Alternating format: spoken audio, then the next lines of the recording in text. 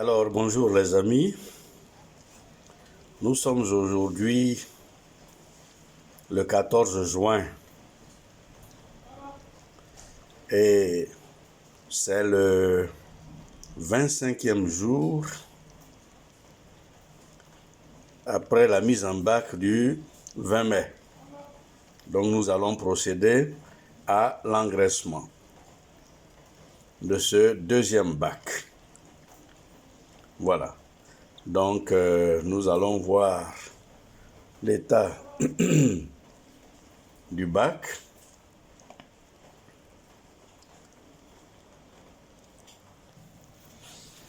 Alors, voici l'état général du bac. Ah, apparemment, je ne vois aucune larve. On va peut-être voir un peu en profondeur.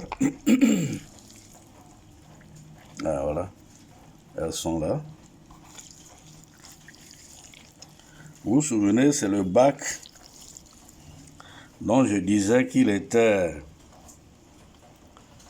largement inondé. Effectivement, on peut voir le fond, hein. On sent quand même que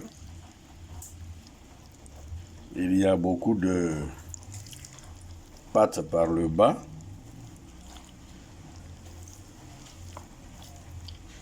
Et ils sont... Voilà. Oui. C'est vrai. C'est un bac dans lequel il y avait beaucoup d'eau. Parce qu'encore une fois, j'avais trempé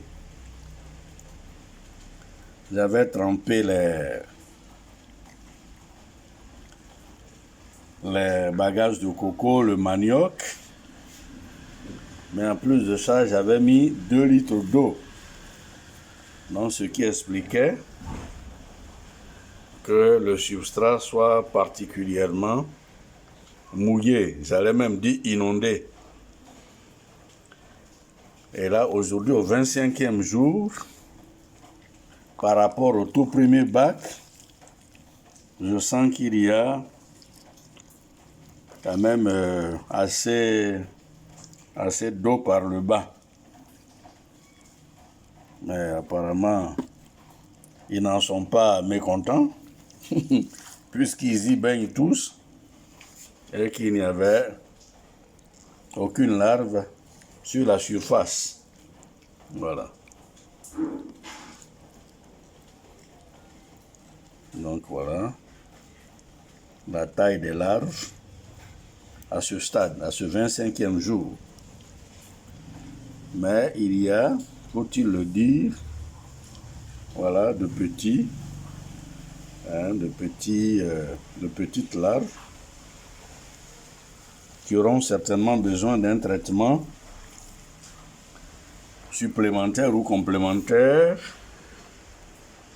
au 40e jour. Voilà. Voilà, il y a des larves qui sont assez grosses, je pense. Voilà.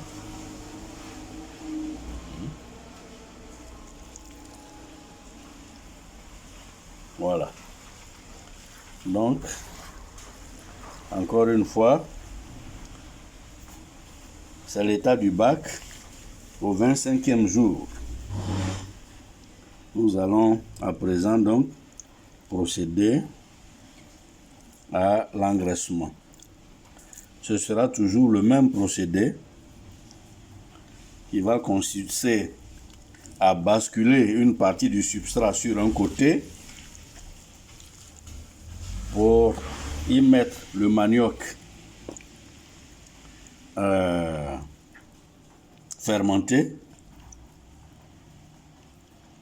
et ensuite basculer cette première partie là du substrat sur l'autre côté et puis voilà, On mettra le manioc. Encore, voilà, une autre petite larve.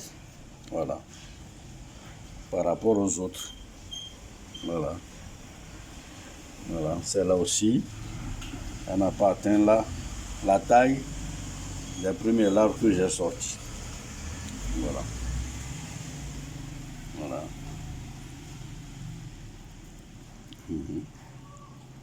Voici une larve qui est quand même assez grosse au 25e jour. Ok.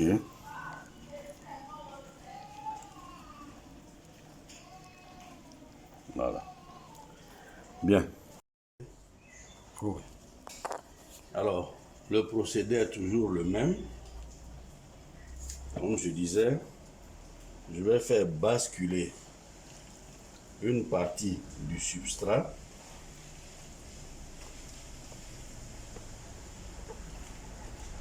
sur un côté.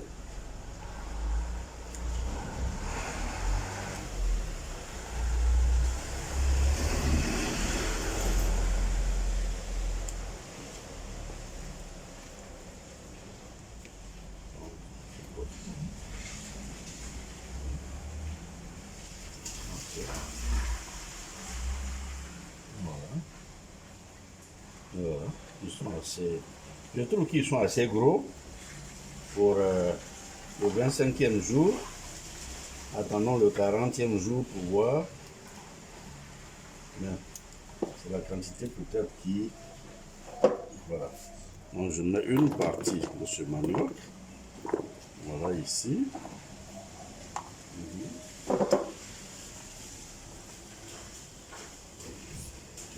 Voilà. Et donc je prends cette partie du substrat. Passe-toi ici. Passe-toi là.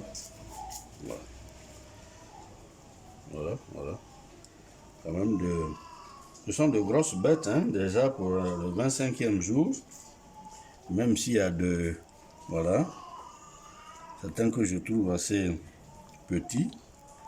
Mais bon. Donc, on va basculer. Voilà.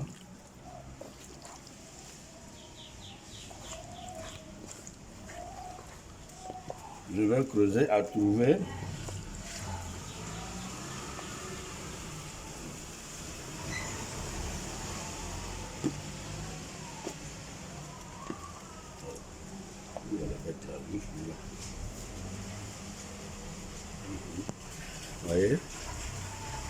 voyez ça par rapport à ça, vous voyez la différence.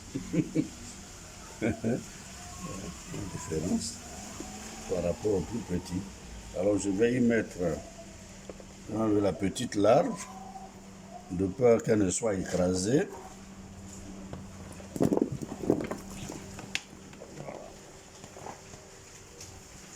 Et donc le procédé est le même. Et nous tapissons le fond avec le manioc fermenté. Et nous allons niveler. Voilà. Nous allons niveler la surface. Et nous allons voir que... Oh là là. Alors il faut faire très attention parce que pendant ce processus, il y a des mouches qui trouvent le moyen de venir, vous voyez, vous voyez la taille de cette larve là. Elle n'atteindra jamais dans les 15 jours qui suivent celle que je vous ai présentée hein, comme larve. Vous voyez?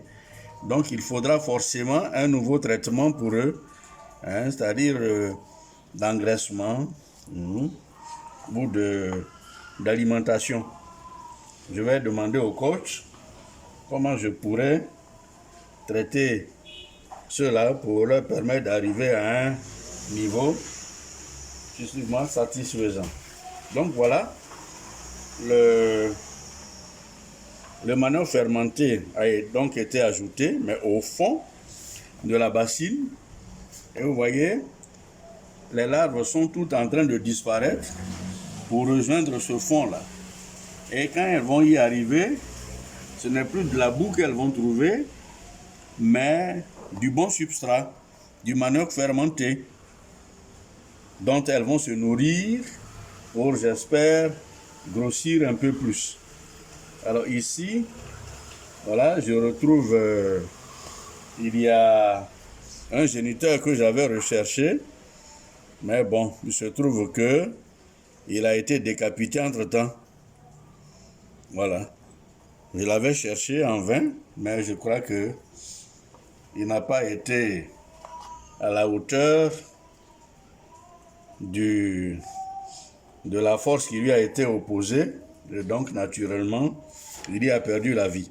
Donc, voici, chers amis, l'engraissement de mon deuxième bac.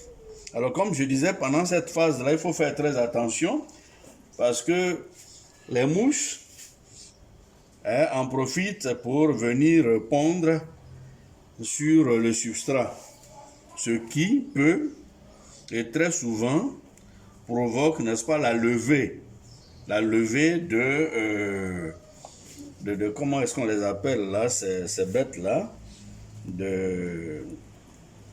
bon bref,